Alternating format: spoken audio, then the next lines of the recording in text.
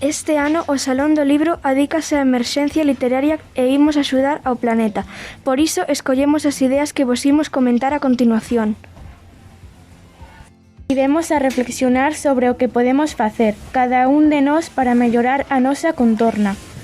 Gustounos o libro O meu mundo, coida o teu planeta, e chegamos á conclusión de que non se nos tomamos partida. Se non nos implicamos, non teremos un bo futuro.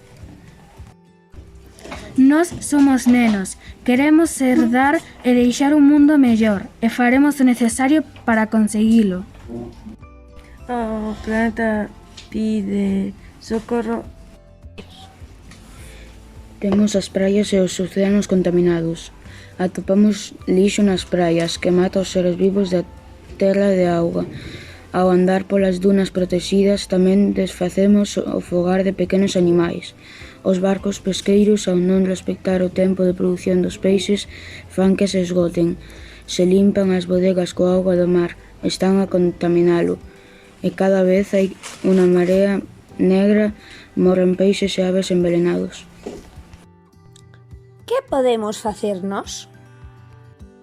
Levar o lixo de volta para casa, recoller o que hai na praia, non andar polas zonas protegidas e procurar concienciar a quen poidamos sobre a importancia de facelo ben. As selvas e os bosques están en perigo. As selvas e os bosques son o fogar de moitos animais e os pulmóns do planeta. Necesitamos deles para poder respirar. O ser humano corta centos de árbores a diario para obter papel, para facer mobles ou para poder construir. Iso conleva que moitos animais perdan o seu hábitat e posteriormente desaparecerán. Que podemos facer nós? Usar as dúas caras do folio para escribir antes de reciclalo. Non se arrincar ninguna planta nin flor de ningueres. Procuran disuadir a quen queiran talar as árbores dun lugar para poder construir nel. Hai moitos animais en perigo de extinción. Os animais forman parte dunha cadea alimentaria. Ao desaparecer algunha especie, o equilibrio rómpese e alteramos toda a orde establecida. Que podemos facer nós? Nin levamos nin traemos nada do campo, salvo a colleita das nosas plantacións ou algún froito de algunha árbore froiteira. Se paseamos polo campo, farémolo polos camiños marcados para non alterar nada do lugar. Auga. Necesitamos auga para hidratarnos, asearnos ou obter alimento. Os animais e as plantas tamén necesitan moita auga. As fábricas precisan moita auga para elaborar os seus produtos e limpiar as súas máquinas. Cada vez somos máis habitantes na Terra, polo tanto, máis necesidade de auga potable teremos. As fábricas deben tratar a auga que usan antes de mandala á natureza de novo. Que podemos facer nós? Procurar usar a auga só cando sexa necesario, para beber, para asearnos, pero sempre pechando a billa mentres non a estamos a usar. Por exemplo, mentres lavamos os dentes non é preciso tela aberta. Tamén podemos regar as plantas coa auga da chuvia. O quecemento climático. Necesitamos enerxía para a vida diaria. Esta enerxía obtense a miúdo a partires do petróleo, carbón ou gas. Isto produce unhas emisións de gases á atmósfera que creou un burato na capa do ozono, que é o que nos protexe os raios do sol. E por se fora pouco, esa contaminación tamén crea unha capa alrededor da Terra que fai que o calor enviada polo sol non poida sair rebotada fora dela. Isto provoca o chamado efecto invernadoiro, que conleva o quecemento da Terra que ten como consecuencia o derretemento dos polos. Que podemos facer nós? Procurar utilizar a luz solar se non é preciso encender a luz eléctrica. Podemos intentar camiñar distancias curtas sen ter que usar o coche, e podemos usar o autobús ou o tren que fan que non sexa necesario levar o coche individual por persoa ou familia. O procesamento dos residuos. Xa que temos que mercar produtos que veñen dentro dun embalaxe, podemos procurar separar cada residuo no seu lugar correspondente. O vidro, para o colector verde. O amarelo, para latas, bricks e plásticos. O azul, para a reciclaxe de papel e cartón. O marrón, e verde ás veces, para os restos orgánicos, sempre que non poidamos usalos como compostaxe. Que podemos facer nós? Pois separar cada residuo para o seu colector determinado. Podemos procurar mercar só as cousas que vayamos a usar para non xerar máis residuos innecesarios. E tamén podemos procurar reutilizar ou darlle outra vida a algo que se esgota. As enerxías do futuro. As reservas de petróleo, carbono e gas esgótanse, ademais de ser contaminantes. Por esta razón debemos recurrir a enerxías alternativas e limpas, como poden ser os paneis solares, a enerxía eólica e a enerxía da biomasa. Debemos procurar salvar o planeta. Iso só depende de nós. Xa que propuxemos a biomasa, probamos na clase se era posible e o resultado foi o seguinte. A bioenerxía ou enerxía de biomasa é un tipo de enerxía renovable procedente do aproveitamento da materia orgánica ou industrial formada nalgún proceso biolóxico ou mecánico. Xeralmente obtense das sustancias que construen os seres vivos, plantas, animais, entre outros, os seus restos e refugallos. Con este pequeno experimento imos ver como a través da materia orgánica podemos, por exemplo, iluminarnos, sometendo o planeta a un menor impacto da evolución do ser humano. Imos demostrar que se pode utilizar a materia viva para producir enerxía. Necesitamos unha serie de materias como son as patacas, cordón eléctrico de cobre, 8 cravos de zinc, unhas tesoiras, unha regla e un diodo electroluminiscente. O primeiro paso é cortar 9 anacos de cable eléctrico duns 14 centímetros. Coas tesoiras quitamos as fundas de plástico dos extremos dos fíos. Cando temos os 9 anacos preparados, cravamos un dos extremos nun dos lados dunha pataca. O seguinte paso vai ser cravar un cravo de zinc no lado oposto da pataca e enrolar un extremo dun segundo fío arredor do cravo. Unha vez feito isto, cravamos o extremo do segundo fío noutra pataca. Imos repetir esta operación con todas as patacas. Cando está a cadea preparada, faremos a escuridade nun carto e probaremos o noso experimento. Aplicamos os extremos dos dous últimos fíos sobre os contactos metálicos do diodo e que ocorre? O diodo acéndese. A reflexión a que nos leva ese experimento é que as patacas permitíronos fabricar electricidade. O contacto entre o cravo, borne negativo, e a carne da pataca libera electróns negativos atraídos polo borne positivo do fío de cobre. Estivemos a probar pero non fomos capaces de facer alumear o diodo, co que concluímos que non é tan doado, ou polo menos a nivel familiar, facer uso deste tipo de bioenerxía. Pensamos que pode ser porque a nosa luminaria é de 15 voltios e quizáis o poder do ácido das patacas é inferior como para encender dita luz. Tamén isto nos serve para deducir que, se para unha pequena luminaria farían falla máis patacas, a cantidade que necesitaríamos para abastecer a poboación sería moi grande. Resumindo, que ademais de tirar deste tipo de enerxías, pensamos que debemos intentar reducir o seu uso, porque, de non ser así, non haberá enerxía que nos chegue. O O circuito finalmente funcionou con esas tres luces que vedes, vermella, verde e amarela.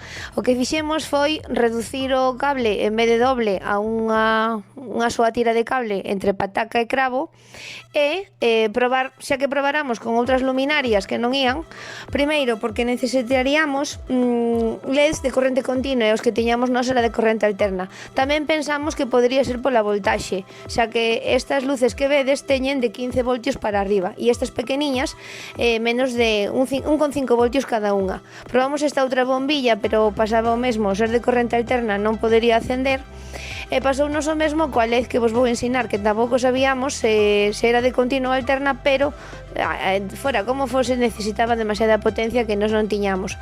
Tamén probamos con outras luminarias, porque había que ir descartando opcións. Tampouco acenderon, por suposto, ata que por fin conseguimos estas tres unidades pequeniñas que foron as que fomos capaces de darlle luz. Finalmente, o circuito acendeu. Finalmente o circuito alumbrou, pero chegamos á conclusión de que quizáis necesitaríamos demasiadas patacas, demasiada materia viva para poder producir enerxía suficiente, ao mellor simplemente para poder acender ou cargar un móvil. Así que habería que plantexarse se é unha solución factible.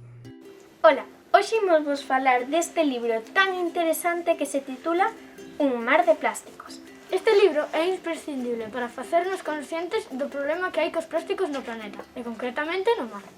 Guiados por un fulmar boreal, un ave mariña, podemos visualizar o desastre que estamos a provocar nos océanos e na fauna dos mesmos. O problema é moi grave, debido a que os plásticos poden tardar moito en desintegrarse, dende 2 meses a centos de anos. Por exemplo, unha bolsa de plástico tarda entre 20 e 30 anos en desintegrarse, unha lata de refresco 200 anos, unha botella de plástico 450 anos e un sedal de pesca 600 anos. Ademais, eses restos quedan convertidos en microplásticos, que acabarán formando parte do plancton, do que se alimentan moitas especies de peixes. Polo tanto, acabaremos por comelo. Hai 5 billóns de fragmentos de plásticos nos mares, e xuntos pesan tanto como 60.000 elefantes. Se seguimos tirando tanto plástico como agora, haberá máis plásticos nos océanos que peixes. Aves como o noso fulmar boreal teñen restos de plástico no estómago, xa que estes restos se parecense moito ao que eles comen. Pero isto non só afecta aos fulmares, senón ao resto de animais mariños. Focas, tartarugas, medusas, calamares, mesmo cacharotes ou baleas. De feito, unhas 100.000 focas morren cada ano a causa dos plásticos. Nos océanos hai enormes vertedoiros flotando a deriva. O do Océano Pacífico é 3 veces máis grandes que España e Portugal xuntos. Que podemos facer? Pois podemos reciclar e reducir a compra de alimentos e demais produtos envasados en plásticos. Si, outro día vin 2 mazás embaladas nunha bandexa de plástico. Hai que mercar a granel! E nunca tiralos en espazos naturais, en calquera outro sitio. Neste libro tamén fala de Boyan Slat. Quen? Boyan Slat, o mozo que inventou un sistema para eliminar os microplásticos do mar, consistente en 2 barreiras que van recollendo o lixo e para despois recollelos cun guindastre dende un barco. Pois agora que xa sabemos as consecuencias, sexamos responsables na uso e na reciclaxe dos plásticos.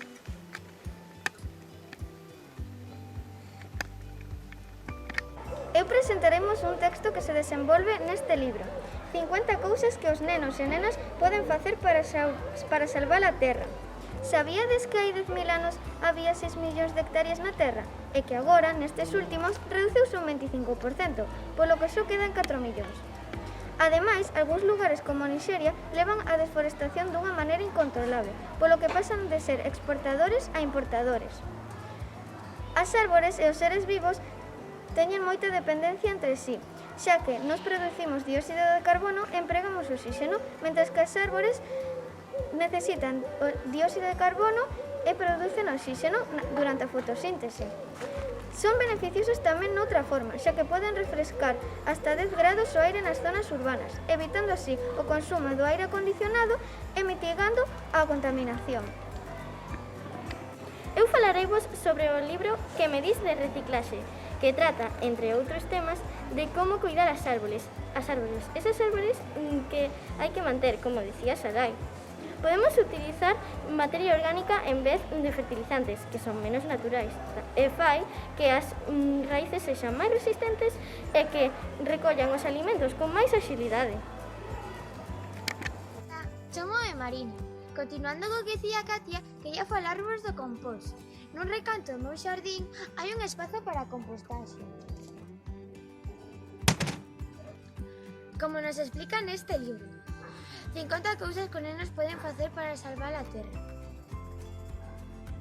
Esta técnica serve para facer abono fértil e mellorar así o noso planeta, que é o tema que nos ocupa, non? Facémolo xa que meu pai ten unha horta. Aquí é onde meu pai e a miña nai plantan vegetais boísimos e riquísimos. Nela empregan o abono do composteiro, que está formado por mondas de plátano, vegetais en mal estado, é dicir, restos de materia orgánica. Este compost é moi bo para o medio ambiente, xa que reduce materia orgánica que vai aos vertedoiros, así como o uso de fertilizantes inorgánicos ou químicos que son prexudiciais para o noso medio. Tamén aforra a auga do rego, pois o propio compost retén moito líquido. Polo tanto, se tendes unha horta ou unha finca, é moi recomendable que teñades un compost, pois así poderemos mellorar o noso planeta. Moitos bicos, e recordade que hai que reducir a materia orgánica para que tiñamos un mundo mellor. Adeus!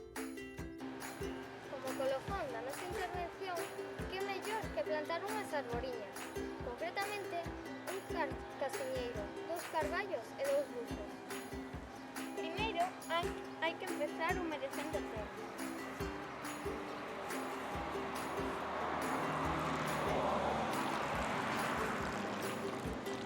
Así é suficiente. Poñemos o carballo e botamos de terra.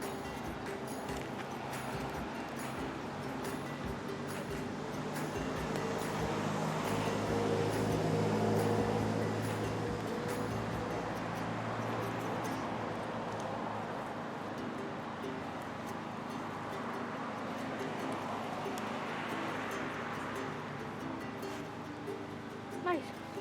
Sí. Bótalle por aí que un baixo para que está recto.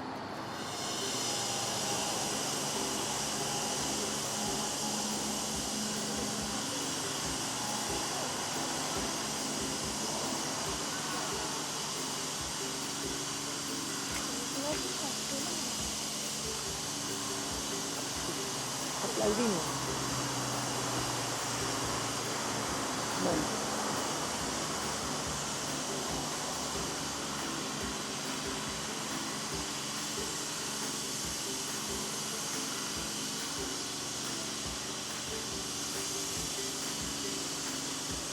Ben, pois así queda plantado o noso carballo. Un aplauso.